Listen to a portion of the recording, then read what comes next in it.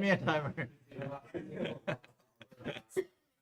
All right, so you guys gotta pay attention. Okay, GeoGebra. So you guys can actually go in to type in this on your thing.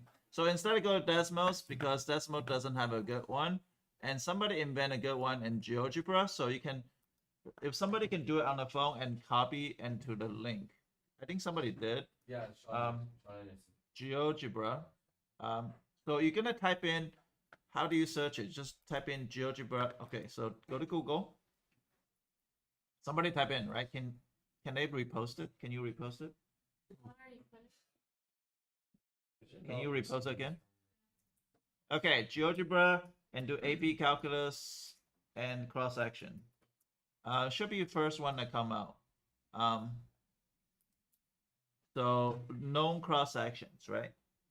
Oh, this is a crappy one. This one is better. Okay. So this is I'm gonna do it side by side, that way you can see it.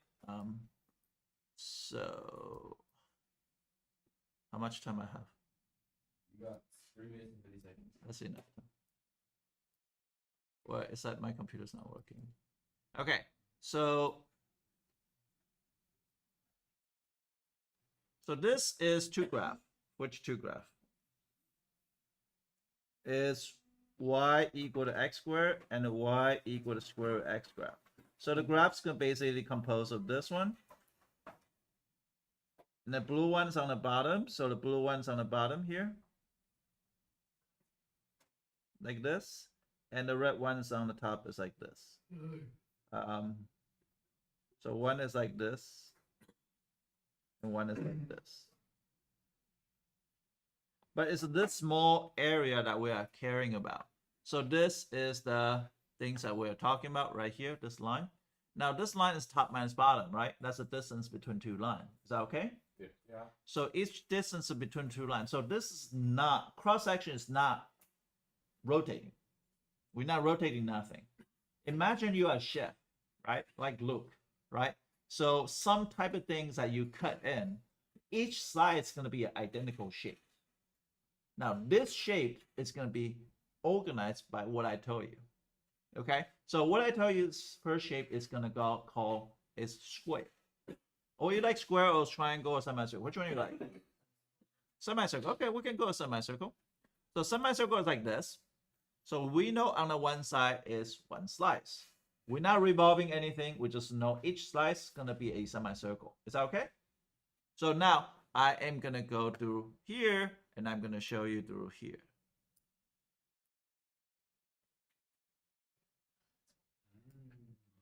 So now I can break through the section. So it's looking kind of like silverfish or like slug. It's like sashimi.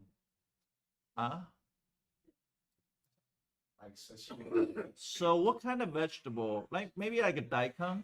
Carrot. A daikon look like this. No, a daikon is it's look like a carrot, but it's white. Isn't that just a It's a white. It's called they call it white radish. So each slice you can cut it to halfway, right? And that's gonna look like that. So each slice you cut is gonna be exactly as semicircle shapes. And with two other ends, gonna have a smaller semicircle, and that's gonna be like that. So now this is how it works. So you can see it from the top view, and you can side views, right? You can see it from different views. And that's the nice thing about this, because basically it's just the difference top and bottom, and you multiply by some type of constant to get you a semicircle. We can talk about that, but that requires more than 5 minutes. But we're gonna start with the simplest one. Yes. So that, like, the lines that are coming up like that, is that the area of the thing, or like what is that? This is gonna be the area, but we're gonna add up all the area, so it becomes a value. Like, I'm saying, like, why is it three-dimensional? Because we told you that each slice is going to be this shapes. It's based on the cross section, and the cross section is based on the difference between two graphs.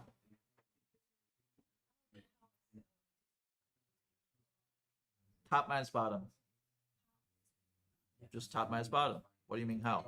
Top minus bottom. and that's the distance. Top is, let's say 2, the bottom is 1, the distance is going to be 1. In between each semicircle, the distance is the same, but the size of the semicircle is different. Semicircle size difference because you can see that this is this difference, right? But the space in between. So this is completely different here. And but that's a square. So now square is gonna have different shapes, right? Where's Rayhan? Oh, Rayhan's here. So do you see that this is gonna be like this?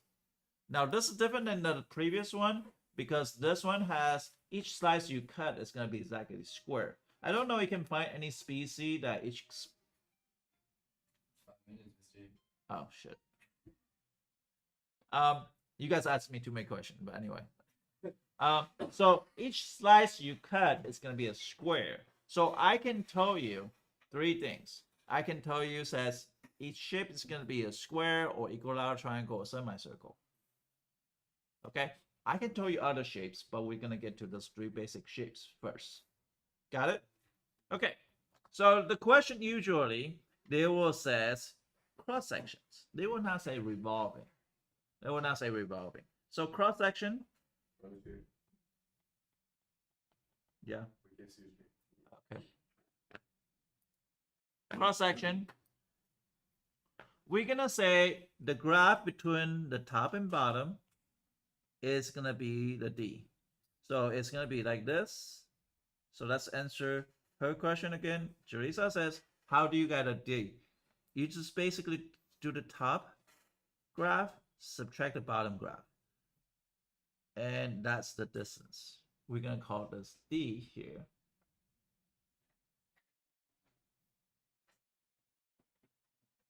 D stands for difference. Difference is gonna be the top minus bottom.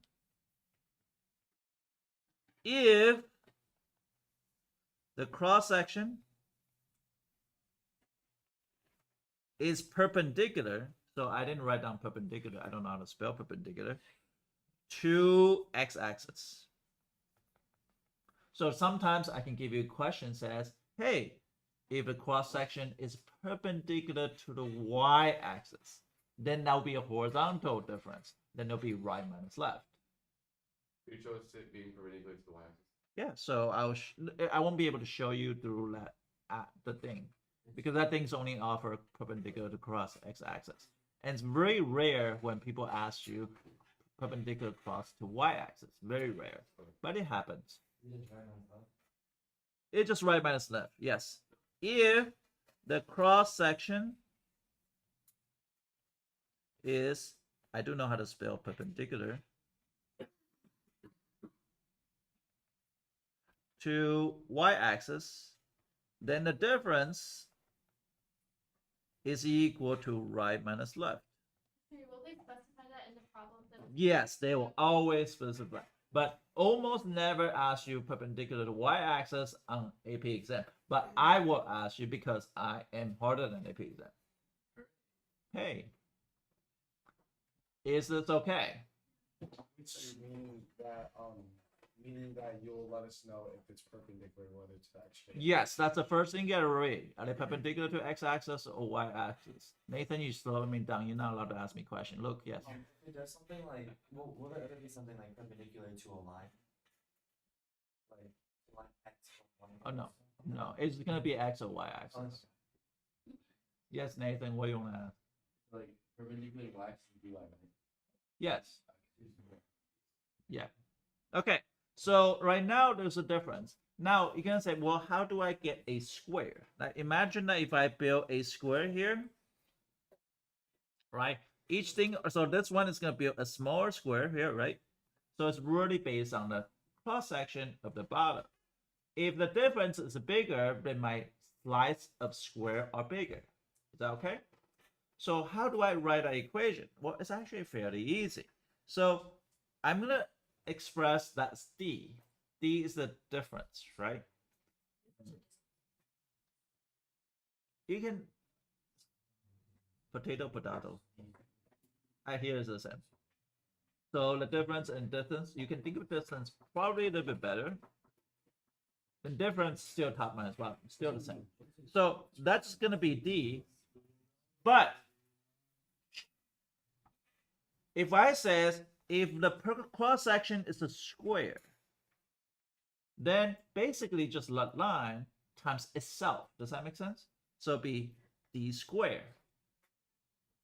Is that okay? D square. Because that is a line. And then there's no pi outside because some people says I want to put pi. No, when the cross section usually it doesn't have pi. I said usually. And that's you talking about semicircle. And semicircle has to have pi. Is that okay? So dx could be the d squared over dy if it's perpendicular to y-axis, but that's it. This is your value. This is the value of x. Do you have to calculate D or no? Huh? Do you have to calculate the distance? Well, in this case, it's just going to be square root x minus x squared. Yes. That means each slice is a cross section. So like you say here, like here is this is a cross section. This is a cross section. So each cross section is a square. Like a section across two things. Yes. Yes. What if it's not perpendicular? Huh? What if it's not perpendicular? Usually it's no 90. Well, I'm always going to give you perpendicular to y-axis. Okay.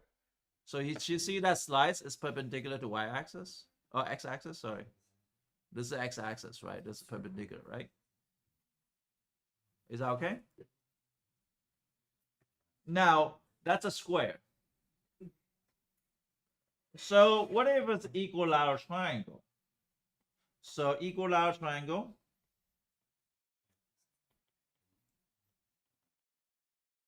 They just basically difference. It's gonna be d squared dx, and it's gonna be square root 3 over 4. You just have to memorize the coefficient. Oh, sorry. It's gonna be square root 3 over 4 in the front. Now I'm gonna show you why that's not. Why it's very basic intuitions. Equilateral triangle.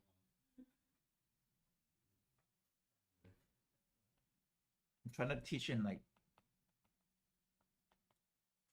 it just make me longer. Ask too many questions. Ask me too many questions. Okay. Anyway, so it's gonna be equilateral triangle, and some people it's gonna be like, oh no, why is that square root 3 over 4? Okay, I'm gonna explain to you that. Remember, this is the base, right? So this is the base that if I have something like this, and this base is going to be equilateral triangle. So imagine that you have triangle. That's equilateral. Has to be 60, 60, 60, right? But we know this is the difference right here, right? Yep. So can I cut this triangle half?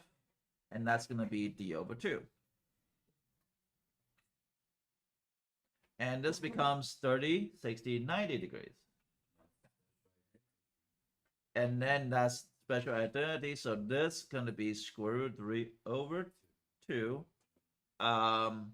d, right?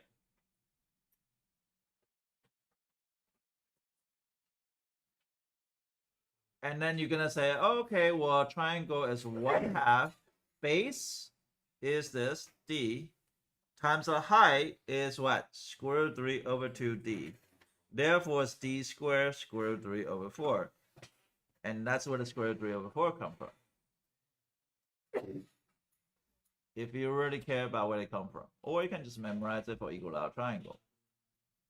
This is the basic SAT knowledge. Those of you guys are not here yesterday, I just teach you the tricks how to be SAT in terms of using decimal. There's so many tricks that we learn. Right, Omar?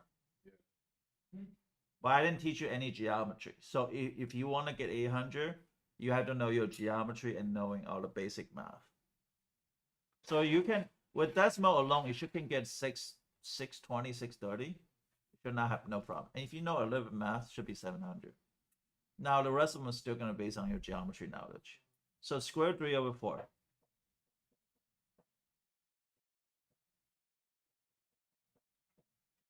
Got it?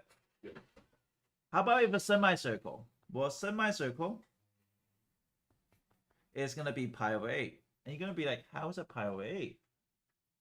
That doesn't make sense. Where's the 8 come from? So it's gonna be d squared dx between a to b, of course. So we're gonna say a to b. A to b. Now a to b is dependent on the boundary. If perpendicular to y-axis, then it's gonna have a boundary using the y bound, just like when you do it revolving. Okay, so then pi over 8. Where's pi over 8 come from? Imagine that you have a graph like this, right? And this gonna be this. Is that okay? So guess what? This is a semicircle. So the distance is actually the diameter. But it's not a d. It's kind of confusing.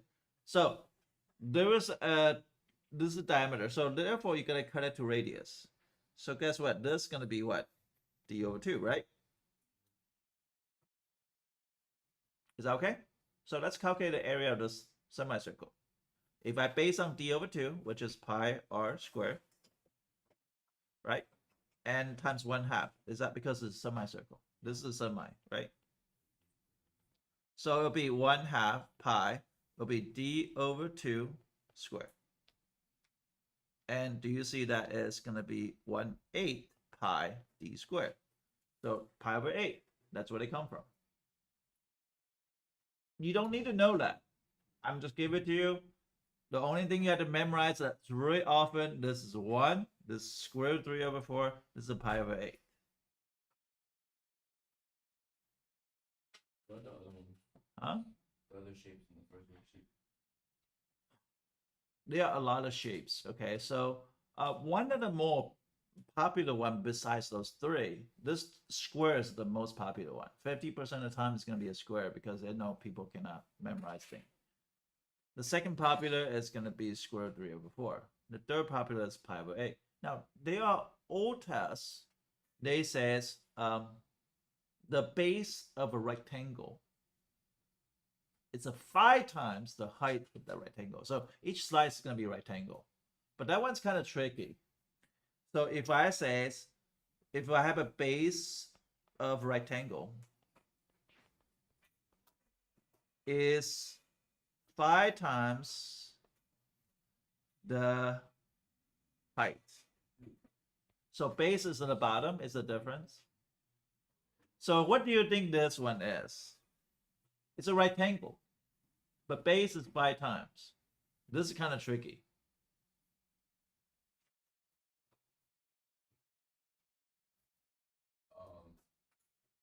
What do you think the coefficient will be? No. So we're doing like rectangular shape. Yeah, so each slice is going to be a rectangular shape, but the base of a rectangle, the base is the difference. It's 5 times the height. So what do you think the coefficient that's in the front? What?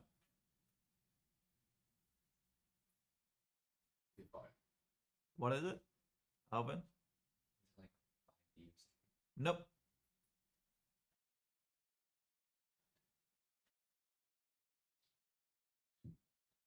It's just 5. Nope. It's actually pretty tricky. The wording is tricky. Is it 1 over 5? Yes. It's so small. Do you see why he said 1 over 5? Luke, can you explain why it's 1 over 5? 8, 1 over 5, 8. It'd be 5 h and 8 is 1 over 5. Yeah. Does that make sense? So, wait, like, Mr. Why was it 1 over 25? I thought it was included. Why isn't it included? Cheat squared. I was doing like e over. Because the base the base is 5 times the height, Yeah. right? So the height is 1/5 the base, right? Yeah. That's what I squared it. No, you're not squaring it because the base is d, right? Times 1/5 of d. So 1/5 d okay. squared. We do. So I know this is a tricky one, but like on our test, I'm so confused on like the whole D thing. If we're gonna have to like do top minus bottom to have D. Mm-hmm. Okay. Top minus bottom. Bottom could be 0. Bottom could be a different function. explain the 1/5? Look, can you explain that? Because I can explain a thousand times. Nobody can understand me because it's the same voice. We know base is 5 times the height. So like, do you know the like what it would look like algebraically? What would it Like b is equal to 5h. So then from there I just divided 5 from h to the b to make it b over 5 is equal to h. Which is like 1/5. I'm not sure how to explain it. No. It's kind of hard to explain it. It's a really tricky. I'll try to explain it. So this is the difference, right? But the height is 1/5 the difference. So this is the 1/5 d. This is the height. This is the d, which is the bottom here. So this is actually a flat rectangle. Okay, so that's 1/5.